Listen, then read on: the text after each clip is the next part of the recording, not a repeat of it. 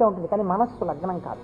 మనస్సును కూడా ఏకీకృతం చేసేటటువంటి ప్రయత్నంలో భాగంగా శివమహాపురాణాన్ని శివాష్టోత్తర శతనామ స్తోత్రంతో అనుసంధానం చేస్తే మనందరికీ ఎక్కువ ప్రయోజనకరంగా ఉంటుంది అని నాకు అనిపించింది.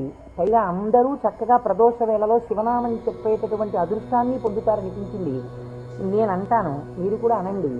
ఇది అయిన తర్వాత నేను ప్రవచనం ప్రారంభం చేస్తాను. ఇవాళే కాదు, ప్రతిరోజు. ఇవాళంటే కొద్దిగా మనకు ప్రారంభం కాబట్టి ఆలస్యం అయింది, రేపటి నుంచి అలా ఉండదు ఖచ్చితంగా. ఎందుకంటే ప్రదోష వేళలో ఈ నామాలు చదవాలి కాబట్టి 6:30 అయ్యేటప్పటికి ఈ నామాలు చదవడం ప్రారంభం చేసేస్తాం. ఎందుకంటే ప్రదోష వేళలో చదివినటువంటి దాని ఫలితం మీరు శివమహాపురాణంలో విందురు కానీ దాని శక్తి ఎలా వెళ్ళిపోతుందో చూద్దురు కానీ.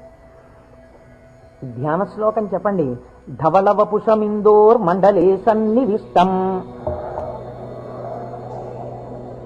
భుజగవలయహారం భస్మదిగ్ధాంగమీశం మృగయ పరశుపాణిం చారు చంద్రార్ధమౌళిం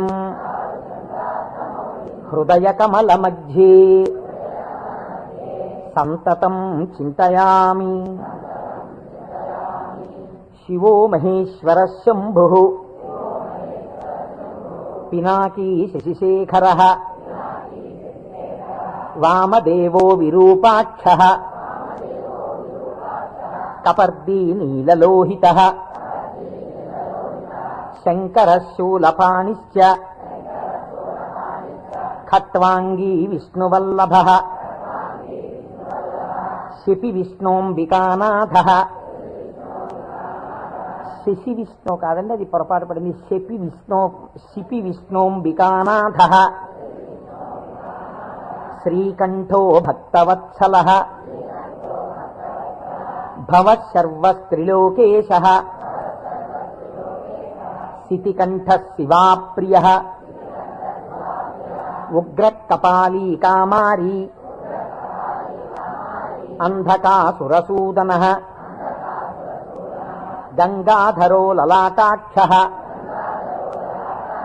కాలకాలః కృపానిధిః భీమః పరశుహస్తశ్చ మృగపాణిర్జటాధరః కైలాసవాసీ కవచీ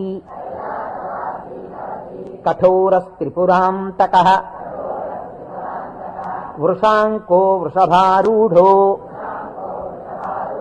భస్మోద్ధూళిత విగ్రహః సామప్రియః సర్వమయః